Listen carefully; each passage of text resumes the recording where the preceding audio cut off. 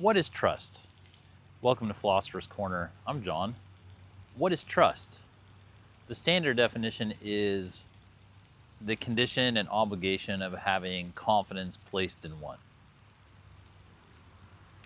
So it means that I put confidence in someone else, and the nature of that confidence is malleable. It can be whatever. I can be putting confidence in them to get a task done. I can be putting confidence in them to have an emotional objective. It can be anything. But that bond that occurs happens because I give them a charge. And what it is between us. And that is dependent on the communication between us and what we perceive that charge to be. So I could put trust in them to complete a task for me. I can put trust in them to do something for me, to me. I could put trust in them to, watch my pets, watch my kids, get a job done. It could be emotional romantic relationship. I could put trust in a woman to love me in a certain way. I can put trust into authority figures to get certain jobs done on my behalf. I can trust my politicians to govern in my name properly. I can trust an emergency room doctor to fix my injuries when I show up. It's a really wide-ranging bond, and typically it's the basis of most conscious relationships. You have to have this bond, because when a relationship occurs, it begins with a connection. And I did a video on connections, relationships, and networks. When you begin that bonding process, it really begins with trust. If you're going to expect something, if you're going to communicate with somebody to get them to complete a task, or you're giving them your energy essentially, and you're sharing your energy with them in order to achieve either a common or solitary objective. And so philosophically, when we get into it, the common question really, because philosophy it's mainly rational, almost, well, it may even be entirely rational, and excuse me. So when it comes to the philosophical dissection of trust, what a lot of people want to know is, how do we rationalize it? Because trust has risk, right? Trust has essentially a lot of emotional risk, but definitely energetic risk, which is what emotions are. And it risks the outcome of how you're basically managing your life. Whether it's small or large or whatever, trust always has an element of risk, because you're placing your confidence to get something done outside of your control into another person. So philosophically, a lot of people try to figure out, how do we mitigate that risk? How do we use reason and rationalize the risk down? They're trying to get it down to nothing. And so that's like one of the first basic questions philosophically is, can you mitigate risk vis-a-vis trust down to nothing? Now, off the bat, I'm just going to say no. Like, to save us a lot of discussion, and to say, like, can you get it down to zero? No. But there are many ways in which people like to look at it to try to minimize the risk, so they can try to have a decision matrix in their head of how to trust, or who to trust, or when to trust. And those include observing the person's, their track record in the associated field that you're looking at. No different than if you went to a Yelp review, like, do you want to trust that you're going to go spend money at this restaurant? And, obviously when you look at Yelp, if you see a restaurant with a 5-star review and a bunch of nice customer reviews, you're going to tend to trust that place even if you haven't been there. And if you look at a place that has a 2-star Yelp review and everybody says it's not good, then obviously you're not going to trust that place, and you're not going to go there unless maybe you have to, or there's some other reason that outweighs the risk of that distrust that now you have, because there's this public reputation of the trust. And reputation is definitely a derivative of trust. That's a good trust or bad trust. Like, word gets out, and reputations are born based on trust. Like, when people repeatedly place confidence in you or an institution, and things either happen or don't happen accordingly, that really is the basis of building reputation. You know, like, same thing with high school popularity. You know, trust is a lot of it, and gossip and stuff like that is related to trust, right? So, like, for instance, in that situation, when you're in high school and you have your social cliques, well, you find people that you sort of begin the building of figuring out trust. Like, oh, can I tell this person intimate details about me without them getting out to the group that I don't want? And you find out, oh, well, they gossiped about me and this and that. It could only come from them. So now I don't trust them anymore. And then people find out, oh, well, they're trustworthy or they're not trustworthy. And that sort of goes all throughout life. Like, I'm a former military officer and had security clearances. And that's essentially a really codified, fancy version of high school gossip rating. Like, they go, okay, well, if we can trust you with top secret information, like, you didn't tell anybody, you didn't sell it to anybody, you didn't tell foreign governments, okay, cool, like, you're trustworthy. So now you can handle top secret information, or now you can handle, you know, even higher level information because we trust you, right? It has practical applications. You know, even in the financial sector, when I wouldn't say a credit score is so much trust, because that's a little different, but they try to make it seem as though that's trust. And maybe it is to an extent, but, like, well, in their world, it is trust. Like, the credit score rating or loan ratings and stuff like that. I mean, without hashing up the whole thing of systemic, prejudices against both, like, socioeconomic groups and racial areas, which are definitely prevalent. The system is designed to set up to try to establish a form of discerning financial trust in potential customers for institutions to lend to. So trust is a principle that pervades society, and the common root of how these systems are set up is that they're trying to rationalize a way to minimize the risk in trust. So one of the many ways they try to do it is a track record of trust in the area that they're concerned in, whether it's financial, emotional, informational, fill in the blank. It can be whatever. And trust in those senses, when you're trying to mitigate it or trying to weigh it and determine how much of it you want to ascribe to a person, you really can't rationalize it all, because it's a case-by-case basis. So a person who could be totally stellar and trustworthy on every front, if you get them into a particular position and it's just happens to be the one time that something else outweighs their obligation to you in that moment, and even if it's not nefarious, even if they just have to, like, just because of life circumstances, they have to prioritize other things in that moment other than what they've obligated to you, they're going to have to, like, in a way, break trust with you to fulfill these other priorities. And in an objective analysis, it may be 100% the right thing to do. They may have, like, said, hey, you've put trust in them to go get you a cup of coffee at 7-Eleven, and while they're out, there's a car accident, and they have to administer first aid, and they have to ride with the person, and all of a sudden the day's gone by, and they were not able to get you that cup of coffee because they were busy saving somebody's life. Now, technically, they've broken your trust, but objectively, it was a justified reason to break that trust. You know, to go save another life, to go help people, to be good for the community, all that sort of thing. And obviously that's an extreme example, but when we're weighing these things, it's good to use an extreme example to make clear one side of a philosophical debate, right? Because most of this stuff is way more balanced when you're trying to figure these things out.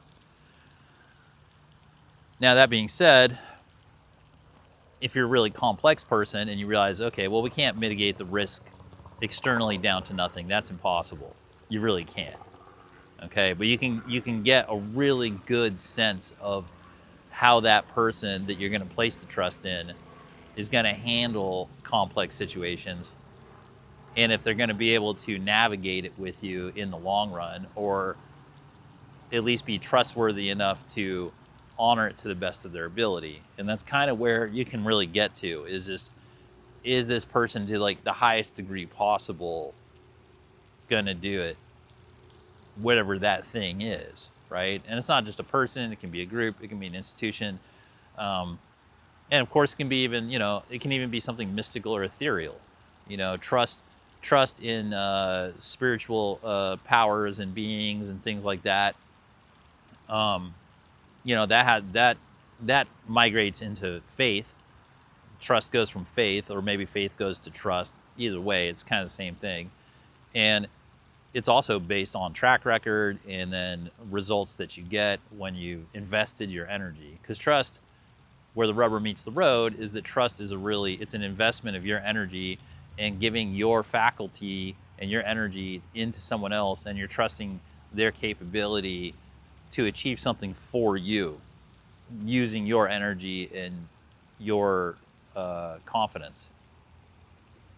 And so it just comes back and forth into a relationship where you go, okay, I gave this person my energy and like what my expectations were, and now we've had enough time where I can do the assessment as to whether or not it turned out right. And it's almost always, you can do it up here, but usually it comes down to an emotional analysis, which comes down to the heart. And when you get through the emotional analysis, then usually your brain will tell you why you felt that way. That's a better way to go, in my opinion, is when it comes to emotional investments and energetic assessments, you let it come back into your heart, you feel how you feel, and you honor your feelings, and then you go, and then you put it through your mind, and then you figure out, to the best of your ability, the rational aspects of it to see, okay, this and this and this. So that's trust in an external manner, right? It comes with risk. You're putting confidence in someone or something else to achieve an objective for you, or to engage in a relationship objective, basically. And you have to determine whether or not that makes you feel good or bad and where it's at. Now, the other part of trust that I think doesn't get spoken about enough is trust in yourself, right? So there's of course, there's always risk in like putting things out into the external world. That's the thing. But trust within oneself, trusting yourself, right? And of course, this always goes back to know thyself, which I have another video on. You can go through the playlist and find it. What does it mean to know thyself? And part of knowing thyself is when you go through the process of becoming aware and conscious of yourself and going as deep as you can into yourself and through all your stuff, your pros and cons, you learn which parts of yourself you can trust and like how trustworthy you are for yourself in certain subjects, right? And that comes down to self-discipline, which I also have a video about. And in the self-discipline of it, you become honest with yourself, and you go, okay, how much confidence do I have in myself? And that's really what self-confidence is about. And self-confidence is trusting yourself. Before you look, some things you have to go externally, right? Some things, I can't do my own dental work, so I have to trust a dentist. I can't, I can't teach myself dog training. I have to trust a dog trainer or whatever.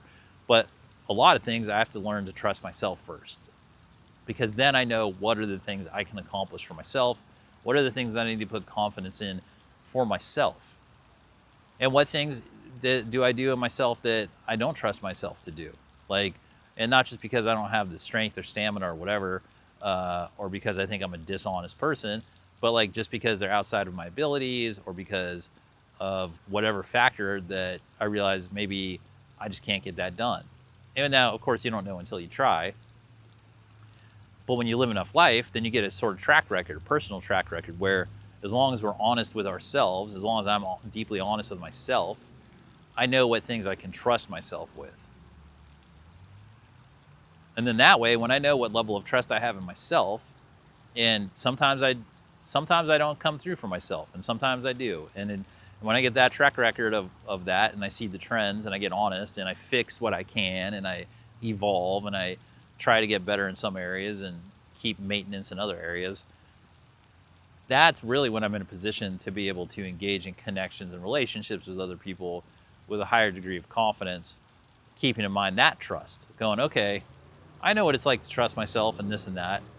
Now when I engage with other people, which always requires trust in them, from simple things to complex things, from short-term to long-term things, now that I know what to expect from myself on the trust level, now I have a reasonable expectation or a reasonable overlay of how to approach other people and engage other people vis-a-vis trust, meaning putting confidence in them to achieve a task outside of myself that affects me, or achieve an emotional outcome or a relationship or whatever the circumstance is of the trust being placed in the other person or institution or whatever.